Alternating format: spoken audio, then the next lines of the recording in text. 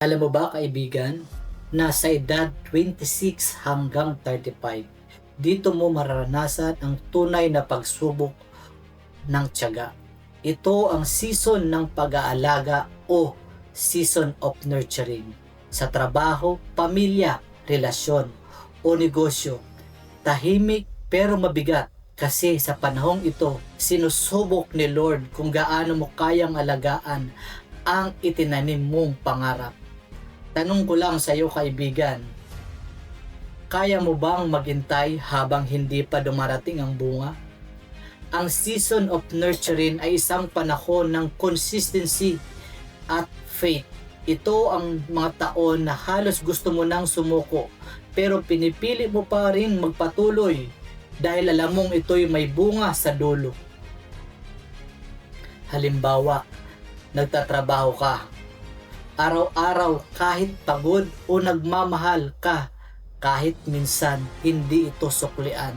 Gagawin mo pa rin kasi alam mong may halaga ang bawat effort mo. Ang sabi nga sa Manual of Life, Galatia 6:9, huwag tayong mapagod sa paggawa ng mabuti sapagkat sa takdang panahon tayo'y mag-aani kung hindi tayo susuko.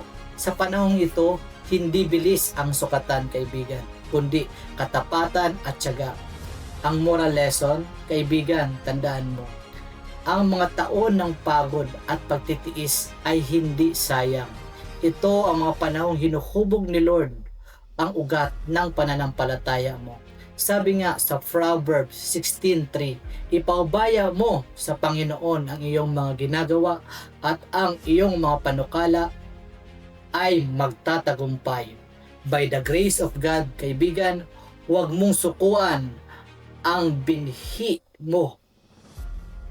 Alagaan mo ito sa dasal, disiplina at buong pagtitiwala sa Diyos at sa iyong sarili. Always remember, you are born for His greatness.